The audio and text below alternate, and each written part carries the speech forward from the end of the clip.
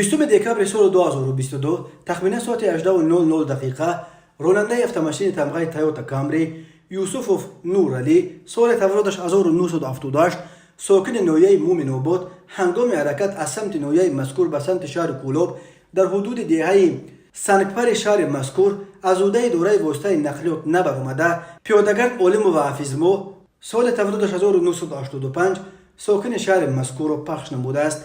در نتیجه پیادهگرد عالم و جراحت وزن جسمانی برداشته در بیمارخانه به هلاکت رسیده است. از روی این حادثه تحقیقات ادامه دارد. به شعبه وزارت کارهای داخله در ناحیه 8 با عریضه مرد 35 ساله ساکن ناحیه مذکور مراجعت نموده است که 21 دکبر سال 2022 شخص نامعلوم با طریق پنهانی به مغازه فروش خوراکواریش واقع در حدود دهه آشوبه در آمده از آنجا 6000 سامانی را دزدیده از جای حادثه غیب شده است. در نتیجه گذراندن چاره‌بینی‌های اپراتیوی جستجویی از جانب کارمندان میلیسیا نابالغ 15 ساله ساکن ناحیه مذکور همچون گمان بر در صادر نمودن جنایت دزدی دستگیر کرده شد. اوید به این حادثه تفتیشات ادامه دارد.